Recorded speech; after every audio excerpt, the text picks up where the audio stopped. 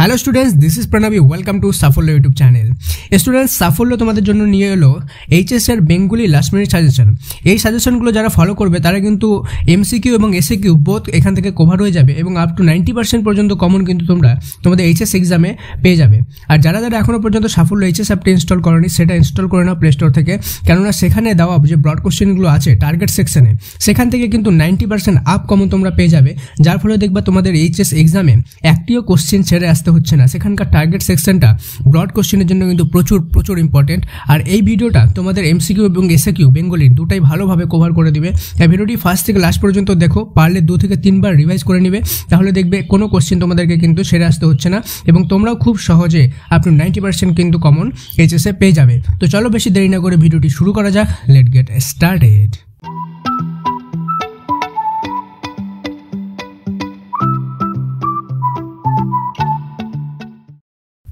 তো স্টুডেন্টস, প্রথম কোশ্চেন হলো, আপিস থেকে পথে মৃত্যুঞ্জয় প্রথম কি দেখলো? অনাহারে মৃত্যু।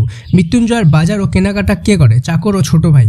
কয়েক মিনিটে মৃত্যুঞ্জয়ের সুস্থ শরীরটা অসুস্থ হয়ে গেল, কারণ প্রথমবার অনাহারে মৃত্যু দেখে সে প্রবল আঘাত পেয়েছিল। মনে আঘাত পেলে মৃত্যুঞ্জয়ের কি হয়? শরীরে তার প্রতিক্রিয়া হয়। নিখিল অবসর জীবনটা কিভাবে কাটাতে চায়? বই পড়ে আর একটা চিন্তার জগৎ গড়ে তোলে। নিখিল রোগা, তীক্ষ্ণবুদ্ধি এবং একটু আলসে প্রকৃতির লোক। মৃত্যুঞ্জয়ের বাড়িতে থাকে কজন লোক? 9 জন লোক। টুনুর মা নিখিলকে কি অনুরোধ জানিয়েছিল? মৃত্যুঞ্জয়ের খেয়াল রাখতে। উৎসবকে বড় বাড়িতে কে নিয়ে এসেছিল? বাসিনীর মনিব বাড়ির বড় কর্তার বয়স কত ছিল? 82 বছর। হোম যজ্ঞের জন্য তান্ত্রিক এনেছিল ছোট বউয়ের বাবা। বড় বউ ভাবতে চেষ্টা করে তখনও চাঁদ সূর্য উঠবে কি না। এ বাড়ির ছেলেদের চাকরি হয়ে ওঠেনি, কারণ তারা 11টার আগে ঘুম থেকে ওঠে না। আচ্ছা, এই ভিডিওর শেষে কিন্তু আমি তোমাদের একটা খুব ইম্পর্টেন্ট একটা কোশ্চেন, একটা ইম্পর্টেন্ট জিনিস বলে দেবো তোমাদের এক্সামের জন্য, যেটা তোমাদের কিন্তু 1 বা 2 মার্কস তোমাদের 100% গ্যারেন্টি আসবে তোমাদের এক্সামে। তাই ভিডিওটি শেষ পর্যন্ত দেখবে, কেউ মিস করবে না, ঠিক আছে? এবারে ছেলেদের চাকরি হয়ে ওঠেনি, কারণ তারা 11টার আগে ঘুম থেকে ওঠে না। কনক পানির চালের ভাত কে খায়? বড়বাবু। মেজো আর ছোটোর জন্য 12 মাস কোন চাল রান্না হয়? পদ্মচারী। বাসিনী ব্যগ্যতা করি তোর বক্তাকে উৎসব। এ গল্প গ্রামের সবাই শুনেছে। গল্পটা কি? বাসিনী মনিবের বাড়িতে হেলা ঢেলা ভাত। কি উৎসবকে বড় উতলা করে তোলে? ফুটন্ত ভাতের গন্ধ। বাসিনী লুকিয়ে উৎসবকে কি খেতে দিয়েছিল? ছাতু। বুড়ো কর্তাকে শ্মশানে নিয়ে যাওয়া হয়েছিল রাত 1টার পর। চাষাভূষো মানুষ চায়ের দোকানে আড্ডা দিতে প্রতীক্ষা করছিল কিসে? রোদ্রে ঝলমল একটা দিনের। সবাই আবিষ্কার করলো। কি আবিষ্কার করলো? বটতলায় বুড়ির আশার দেহ। থুরথুরে বিগড়ে বুড়ি গায়ে জড়ানো কি ছিল? চিটচিটে তুলোর কম্বল। বুড়িকে হরিবল বলতে স্পষ্ট শুনেছে কে? নকরি নাপিত। ফজরের নামাজ বলতে বোঝায় ভোরের নামাজ। আমিও তো মোল্লার সঙ্গে একই বাসে আজ শহরে গিয়েছিলুম। কে শহরে গিয়েছিল? ভট্টাচার্য মশাই। এক সময়ে দাগি ডাকাত ছিল। কে ছিল? নিবারণ বাগদি। করিম ফরাজি একদা ছিল কি ছিল? পেশাদার কুস্তিগিরি। রক্তের অক্ষরে দেখিলাম। কি দেখলেন কবি? আপনার রূপ। চারিদিকে পেয়ারা ও নোনা গাছ টিয়ার পালকের মতো। আচ্ছা, এটা কোন কবিতা থেকে নেওয়া হয়েছে কমেন্টে লিখে জানাও। চারিদিকে পেয়ারা ও নোনা গাছ, এই লাইনটি কোন কবিতা থেকে নেওয়া হয়েছে? মেঘমদির মহুয়ার দেশ আছে অনেক দূরে, অনেক দূরে। দেহ চায়, দেহ কি চায়? সবুজ বাগান। নিহত ভাইয়ের সব দেহ দেখে নাই যদি হয় কি হবে? ক্রোধ। কাল্পনিক যুদ্ধ এর মৃত্যুটাকে নাট্যকার কি বলেছেন? স্থির মরা। তার নাকি দারুণ বক্স অফিস। কিসের? হাজির নাটকের। তুলসী লাহিড়ির পথিক নাটকটি থেকে বলি ফিল্ম ঢঙে আমি তো চললাম। বক্তাকে শম্ভু। হেড পণ্ডিত স্কুলে আমাকে প্রমোশন দেননি, কারণ সংস্কৃতে 13 পেয়েছিলাম।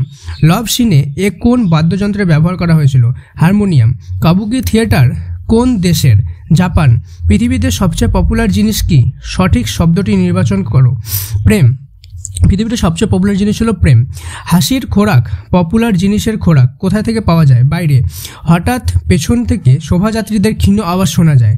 চাল চাই কাপড় চাই, এই শব্দটি শোনা যায়। হঠাৎ পিছন থেকে শোভাযাত্রীদের ক্ষীণ আওয়াজ শোনা যায়। চাল চাই কাপড় চাই।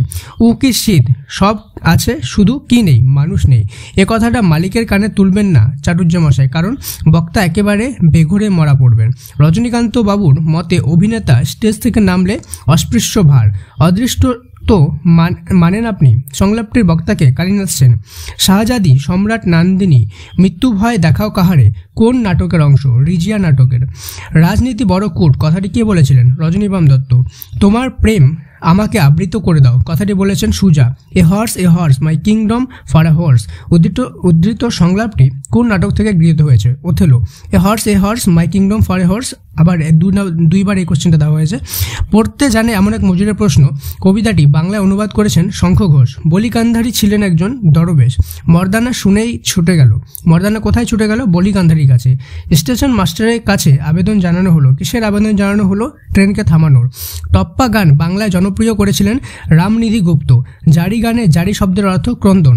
অবনীন্দ্রনাথ ঠাকুরের একটি বিখ্যাত ছবি শ্বেত অভিসারিকা। অস্বচ্ছ জল রঙে আঁকা ছবিকে বলে ওয়াস। বাংলায় বিজ্ঞান রচনা পথিকৃৎ পত্রিকা হলেন দিগদর্শন। ভারতীয় ফুটবলের ইতিহাসে এক চিরস্মরণীয় ব্যক্তিত্ব হলেন নগেন্দ্র প্রসাদ অধিকারী। প্রথম বাঙালি সাঁতারু যিনি বিখ্যাত হয়েছিলেন মিহির সেন। গোবর গুহের নাম কোন খেলার সঙ্গে যুক্ত? কুস্তি। বিভাজ্য ধ্বনির অপর নাম খণ্ডধ্বনি। রূপমূল পরিবারের রূপ এবং বিকল্পে কে বলা হয়?